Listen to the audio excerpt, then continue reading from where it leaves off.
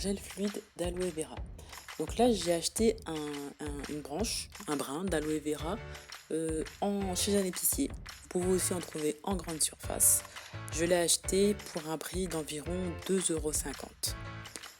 Donc je vais vous montrer comment je découpe et je vais vous montrer les étapes voilà, du début à la fin.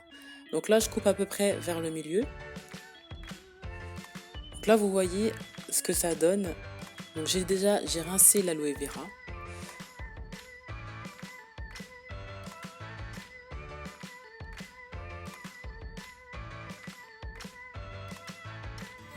Là, on voit un tout petit peu l'effet gel, l'effet gluant.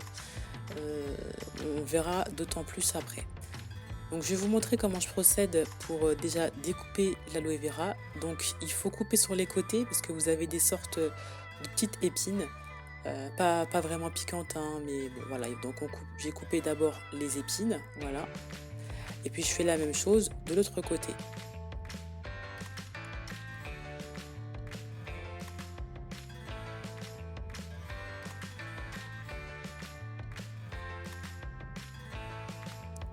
Ensuite, je vais couper la partie basse, la partie qui était plantée, plus vers la racine.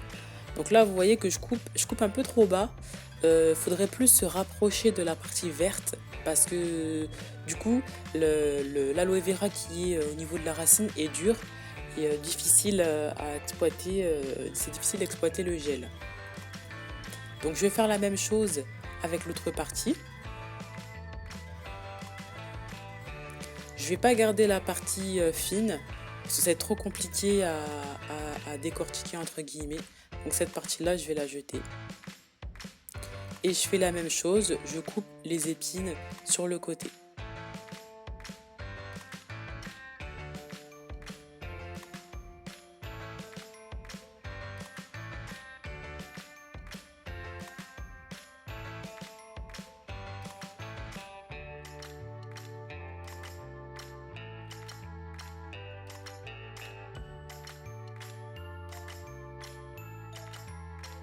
Voilà, donc là, vous voyez, en fait, il y a une sorte de liquide jaunâtre qui sort. Et ce liquide-là, qu'il fallait ne pas garder ce liquide jaune. Donc moi, ce que j'ai fait, là, j'ai coupé les côtés de mon aloe vera et je vais les poser dans un récipient. Effectivement, une fois, j'avais directement mis l'aloe vera, quand je coupais un aloe vera, je l'avais directement appliqué à ma peau. Et c'est vrai que ça picote un peu. J'ai pas eu de boutons, j'ai pas eu de rougeur, mais c'est vrai que la substance m'a un petit peu piqué et ça grattait un petit peu. Donc il faut laisser l'aloe vera comme ça dans le pot environ 30 minutes et là vous aurez le liquide jaune qui va sortir.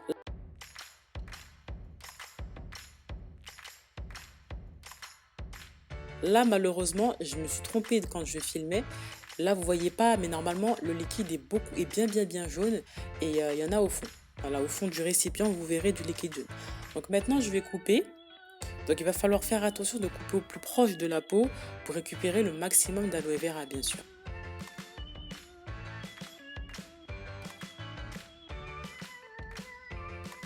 Donc avoir un couteau bien tranchant, ça aide vraiment à récupérer le maximum de substance. Donc là, attention aux doigts. Donc c'est pour ça que je prends de l'autre côté. Vaut mieux que le couteau aille dans le sens inverse de votre main parce qu'en plus c'est glissant, donc ça peut aller très vite et vous pouvez vous blesser. Donc je vous invite à faire attention.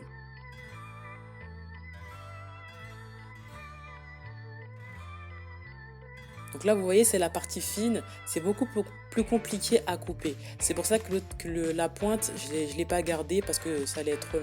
Après, vous pouvez toujours essayer. Mais bon, moi, j'ai préféré ne pas la garder. Donc là, j'ai retiré la peau d'un côté. Vous voyez comment c'est déjà, l'intérieur est comment déjà bien gluant. Ensuite, il faudra faire la même chose avec l'autre côté.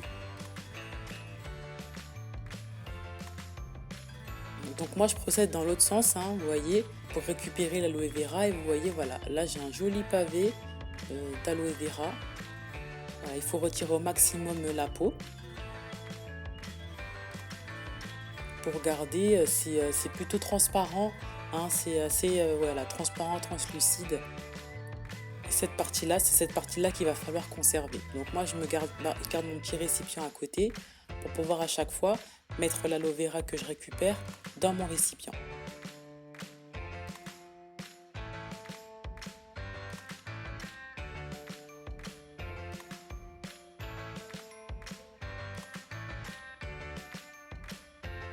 Voilà, c'est très glissant, c'est gluant. C'est vrai que voilà, des fois j'ai un petit peu du mal à attraper l'aloe vera. Mais moi, c'est une matière que j'aime beaucoup. Je trouve ça c'est doux, c'est frais et c'est très agréable à toucher, à manipuler.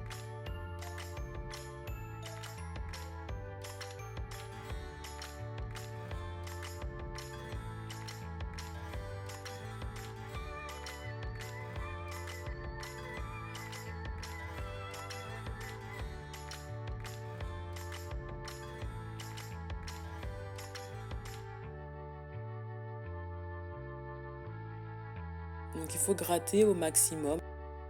Quand vous voyez qu'il y a de la matière, ben, vous passez tout simplement le couteau par-dessus et vous récupérez le gel à chaque fois.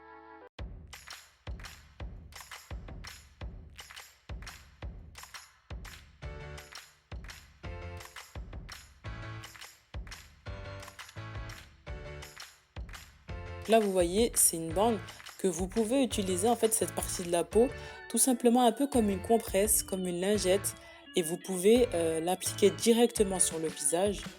Et voilà, vous laissez, en attendant que vous coupez le reste de votre aloe vera, vous appliquez sur votre visage et vous laissez comme un masque que vous allez rincer ensuite à l'eau claire.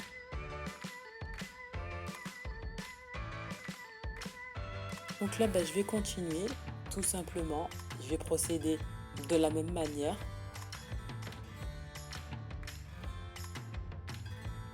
Je coupe le plus proche possible de la peau dans le sens opposé de ma main.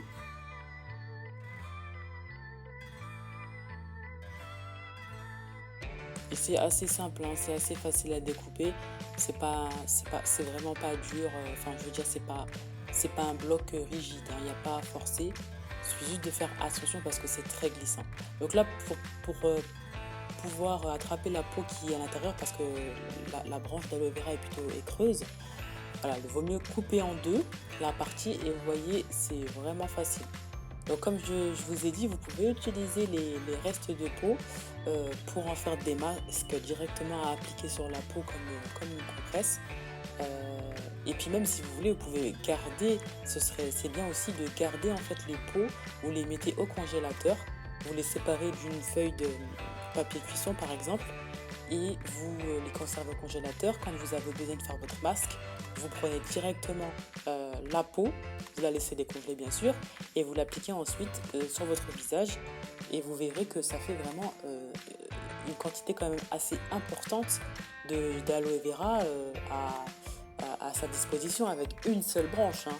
Donc c'est vrai que si vous gardez la peau, si vous mettez à congeler la partie, l'excédent que vous n'utilisez pas, sincèrement, vous en avez pour plusieurs mois. Donc 2,50 €.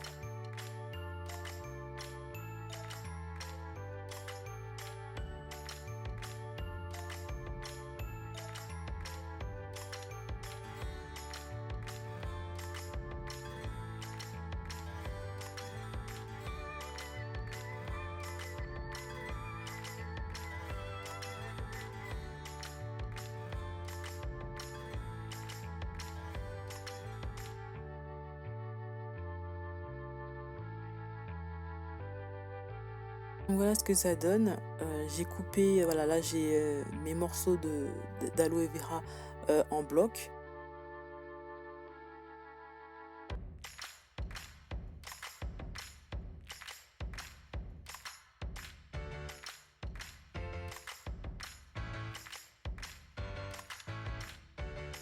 Là, je vais tout couper. Je vais faire des petits dés. Et voilà, je vais mettre ça de côté.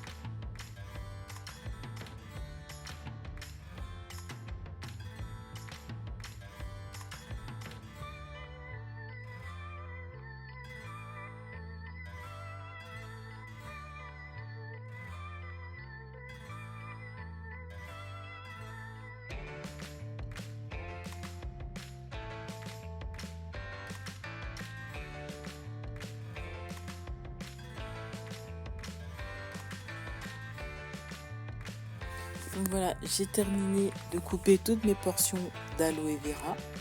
Regardez ce que ça donne. Donc voilà, j'ai mes petits dés de gel d'aloe vera.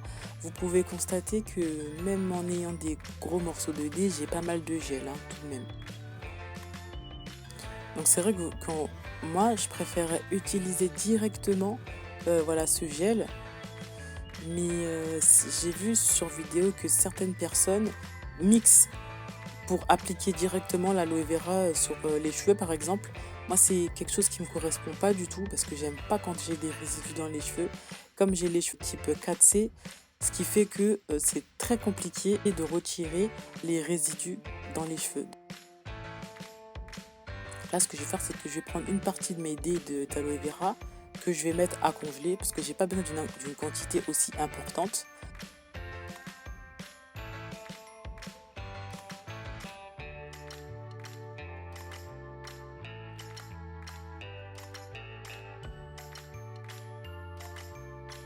Ma technique, en fait, c'est de faire une sorte de bouillon, de thé, on va dire, d'aloe vera. Donc là, je vais venir mettre 300 millilitres d'eau chaude sur mes dés d'aloe vera que je vais laisser ensuite 30 minutes reposer.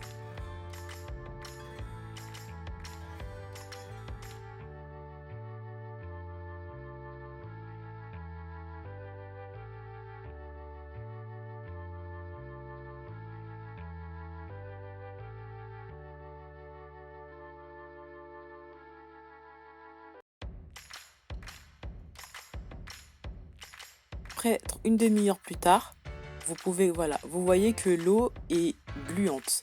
Donc c'est un gel qui est beaucoup moins compact que celui d'origine que j'avais directement sorti du brin d'aloe vera. Et là, vous voyez que c'est un gel qui est beaucoup plus fluide. Donc il va plus pénétrer dans les cheveux et il va voilà, être plus facile à appliquer et surtout, il n'y aura pas de résidus. Puisque quand je vais vous montrer, juste en fait les dés d'aloe vera, je vais tout simplement pas les mettre dans ma préparation. Donc là, il y a zéro résidu sûr et certain. Donc cette préparation, vous pouvez l'utiliser sur les cheveux, sur la peau, le visage, sur le corps, en fait, à appliquer comme une lotion. Et à chaque fois, si vous voulez, il faut mettre comme si c'était un masque sur le corps ou sur le visage. Ce masque, vous le laissez sécher. Et une fois que c'est sec, vous vous rincez tout simplement à l'eau claire. Et vous verrez que vous aurez la peau mais extrêmement douce. Une sensation de peau en fait hydratée, de peau douce. Mais je sais pas comment expliquer. Il faut vraiment y tester pour avoir la sensation. Après, moi, c'est vrai que j'ai un petit coup de cœur pour le gel d'aloe vera appliqué sur le corps que sur les cheveux. Enfin, sur mes cheveux à moi, d'adulte 4C, le rendu en fait ne me satisfait pas parce que à la fin en fait, comme sur la peau, si vous voulez, quand vous mettez le gel d'aloe vera, quand ça sèche, vous avez une sensation un peu comme si vous avez mis une petite pellicule, quelque chose qui est sur votre peau qui tire un peu, et cette sensation de tiraillement part instantanément lorsque vous vous rincez, d'accord? Mais c'est vrai que pendant que le gel d'aloe vera est sur la peau et que ça sèche, vous avez l'impression que la peau tire. Voilà, justement, je précisais que sur mes cheveux, j'aimais pas le gel d'aloe vera. Mais par contre, voilà, sur les cheveux bébé, voilà, elle a 6 mois. En fait, sur les cheveux de bébé, c'est hallucinant comme ça fonctionne bien. Parce que ça permet en fait de démêler les cheveux en douceur. Et même l'eau, en fait, même avec l'eau, j'ai pas cet effet-là. Franchement, ça défait les nœuds et c'est beaucoup plus agréable. Ça dépend vraiment. En tout cas, de mon expérience, ça dépend du type de cheveux. Là, pour revenir à ma préparation, je vais tout simplement renverser le gel d'aloe vera que j'ai dans mon petit récipient, mon petit spray.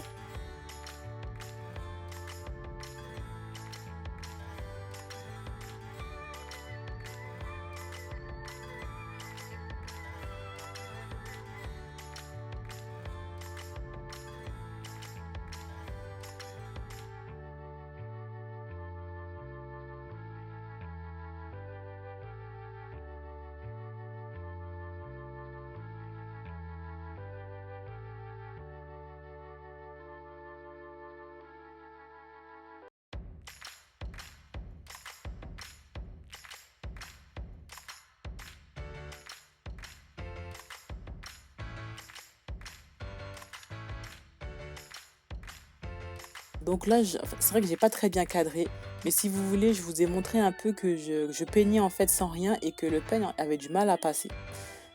Je vais recadrer la caméra, ne vous inquiétez pas après pour voir mieux. Donc là, j'utilise mon petit spray, j'applique en faisant des massages le gel d'aloe vera, le gel fluide d'aloe vera. J'applique directement sur les cheveux. Voilà, alors très important, moi je vous invite tout de même à faire un petit test avant d'utiliser sur un bébé le gel fluide d'aloe vera. On ne sait jamais avec les allergies, etc. Ils sont tout petits, ils ont la peau fragile. Je vous invite aussi à commencer à tester à partir de 6 mois. Et voilà, et dans tous les cas, toujours faire un petit test sur une petite zone de la tête pour voir s'il n'y a pas de réaction allergique. Donc maintenant, voilà, donc là j'applique bien en massage le gel d'aloe vera partout sur les cheveux. Ce qu'il faut savoir, c'est qu'il vaut mieux utiliser de l'eau tout simplement pour laver les cheveux que de tout le temps faire des shampoings.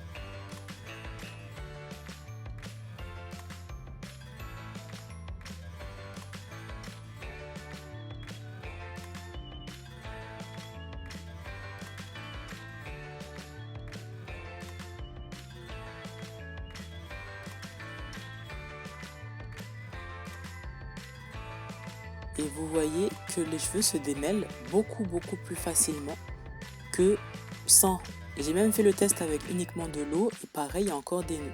Donc là, ça accroche un petit peu, mais au fur et à mesure que je peigne, les nœuds disparaissent et ça devient voilà, très agréable.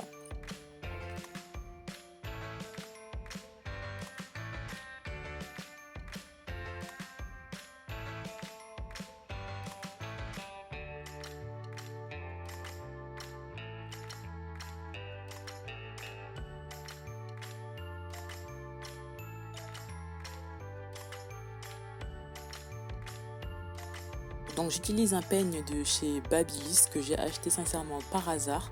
Donc en fait les pics sont souples. C'est un peu comme le même système que les brosses. Et du coup ça évite la casse du cheveu en cas de nœud.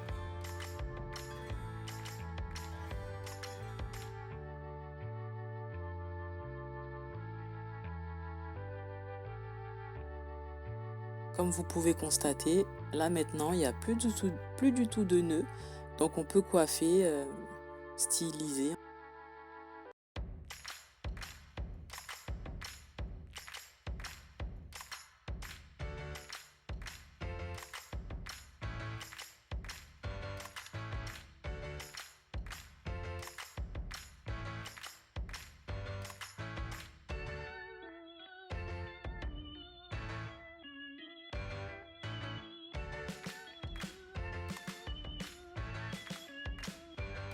Merci d'avoir regardé ma vidéo. N'hésitez pas à laisser un commentaire, mettre un petit pouce bleu. C'est juste un clic et franchement, ça fait plaisir. Un grand merci à vous, mes 101 abonnés.